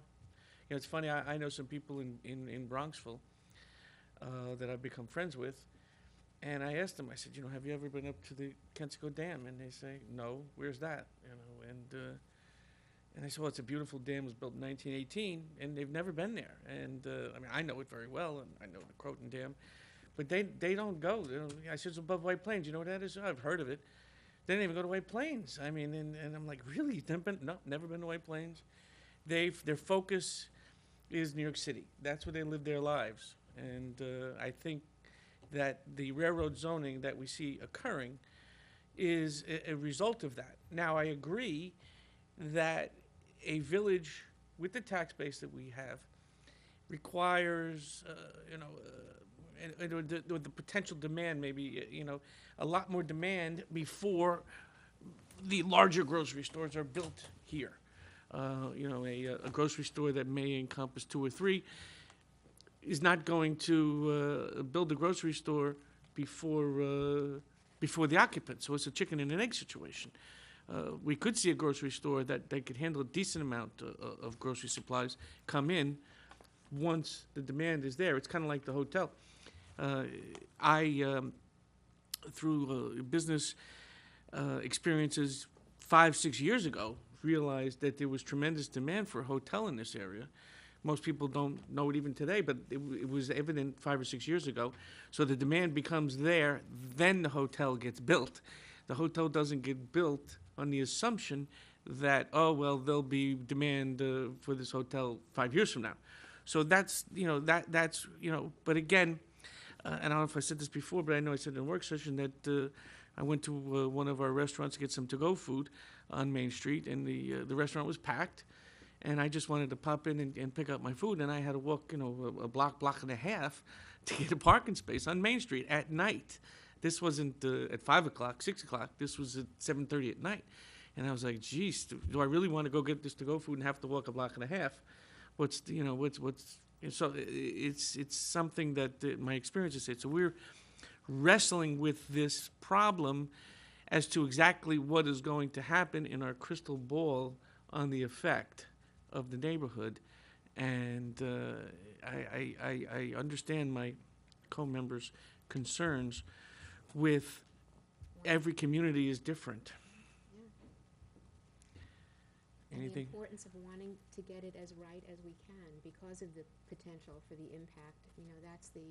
Because already, at one of the meetings, we discussed the fact that, numbers are wonderful, but, an empiric observation, driving down Main Street now is difficult. I mean, we have an issue with regard to traffic lights and crossing things, and so we have another project coming up with 100 and something units coming on, and so this is why I talk about it, because we are talking also about quality of life, the ease of living here, so that we have a responsibility to address this as intelligently and as fairly as possible. But I think what we need to examine moreover is the difference in the parking and traffic impact on what could be done as of right versus what the applicant wants. Because it's easy to say now, we don't want any more traffic, we don't want any more parking, but this is an empty lot. Something's going to be built here at one particular time, which is going to increase the traffic and the parking. So the real question comes down to it is, what would as of right impact be, ballpark, which could happen without variances? That's an excellent question for him to answer. And what is the increase over what as of right? And we again, how do we speculate? What as of right would be based on the combinations of apartments, but Right. It would have to depend, exactly like you just mentioned. but we'd have to, I would like to come up with some sort of guesstimate as an as of right situation here that could be built. I'm sorry. with this mix, right? No, but what I'm saying is if there were 15 3-bedroom units, that's probably as of right. That would be two spaces per unit comes out to 30. I think 33 was the number, correct? So basically 33 is what could be, if we were to just wildly guess, but I think that it's a pretty educated guess, 33 spaces, 33 cars is as of right. Would anybody disagree with that? I'd have to ask. No. What are you talking about? Well, let's say refer maybe to the architect or less on this one. I just don't know offhand. You follow where I'm going? I'm trying to figure out, as a right situation, how many spaces and cars would come naturally versus what we're looking at in the variance. How much more are we adding? As by to what would granting this naturally be variance? happening in an as-of-right situation. Are you talking traffic or are you talking parking? They're Well, once different. we have the amount of parking spaces, then we know how many cars could be there, and that's our traffic. Well, Well, if I just said 15 three-bedroom units, that's 40, that's 30 spaces. What do you mean 56, Bill? Oh, the commercial. That's right, the as-of-right for the commercial.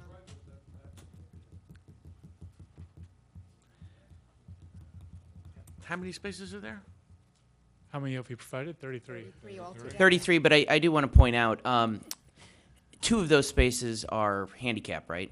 So those aren't readily, well, I mean, Well, they're I would- accessible to I- handicap people. They're not really readily accessible to the residents, right? I mean, discussed this with Frank Fish, my boss at BFJ Planning, and he's, of the mind that, I guess part of the marketing of this was towards empty nesters, right? And people who are kind of looking to move out of a larger home. And so he feels that there's a good chance that the handicap spaces might be filled by people living in the building. That's probably true.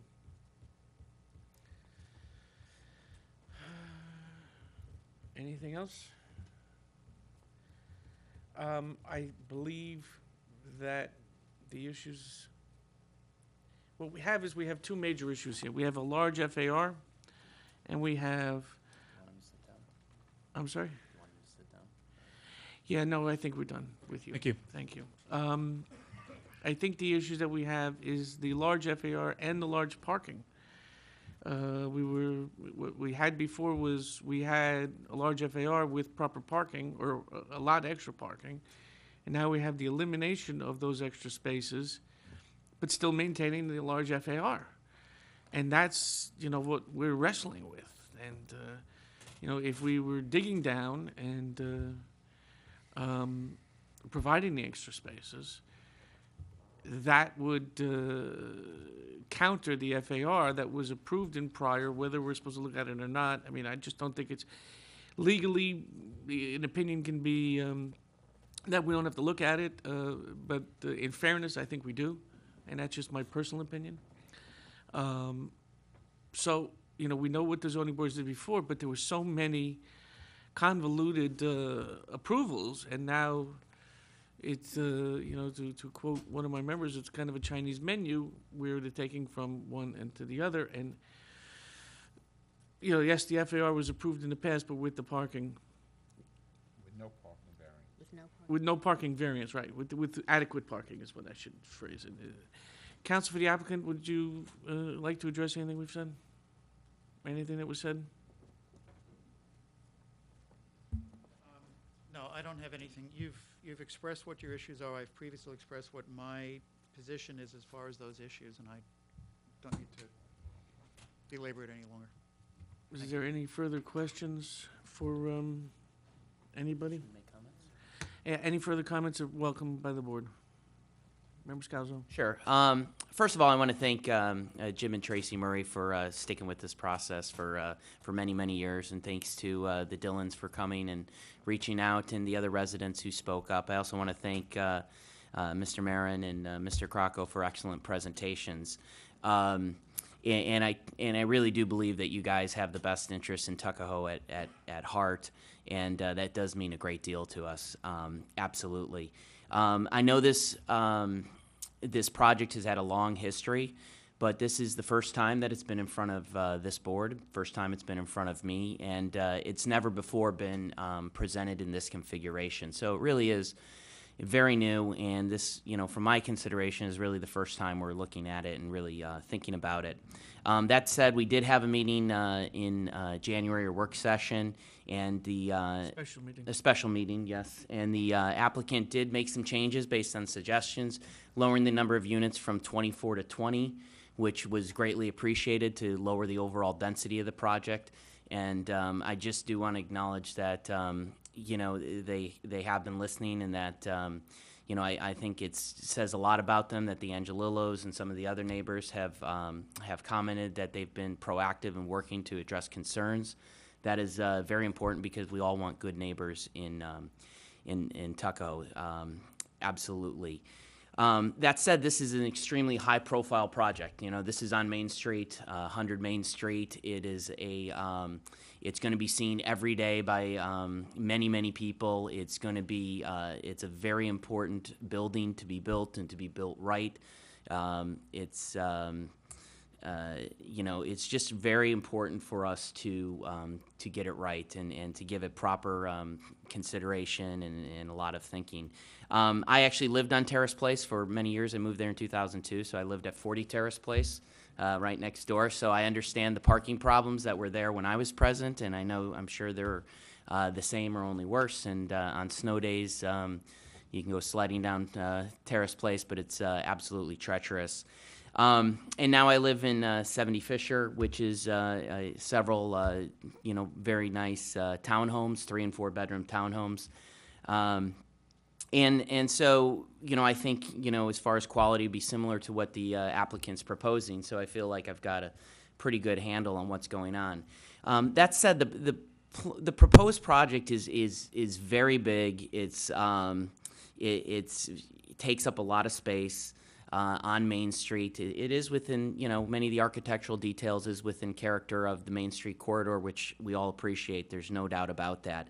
However, you know, I really think there's very little margin for error with this building because Tuckahoe already has a parking problem right now. It already has a traffic problem on Main Street, and we've talked about it, even without this building being built, whether it's truck traffic or, you know, people going, obviously, to Yonkers or coming back. And so, you know, from my perspective, for this building not to be a detriment to the surrounding village, it's really got to be self-sustaining in and of itself. And for me, the most important out of all the issues is really the parking. I think the parking is woefully inadequate, and I am concerned about that. You know, from my perspective at the, you know, the place I live, which is walking distance to the Crestwood train station, we have 8 units that are 3 and 4 bedrooms. I think 7 of the 8 people have 2 cars, and I know that people are zipping in and out of their driveways all day long. They have, in addition to that, they have nannies, they have cleaning ladies, they have play dates, they have nurses' aides, they have visiting nurses. And people who live in Bronxville and Tuckahoe and Yonkers and these areas, they live here because they work and play and eat and go to, you know, kids' athletics events in the area. And what that means is there's just a high velocity of trips and visits to all sorts of different places. People don't really live in these areas, you know, to walk everywhere. They live here because they can have a car and they can walk around. And so I think it's exceptionally important for this project to have the proper amount of parking. And so I guess I'll just leave it at that. I know that, you know, we've got the public hearing is open. You know, that's probably my biggest concern out of all the concerns. And, you know, we're just going to carefully consider it. So, thank you. Members? Covered it pretty well, our concerns. But let me just say one more thing. I do want to say that the plans look beautiful, and I know that it's going to be a beautifully built building. But I also think you can understand that from our point of view, it's very important that we get it right. And we just need the time to deliberate, gather some more information, so that when we make our decision, that it's something that everyone is going to be comfortable with and happy with.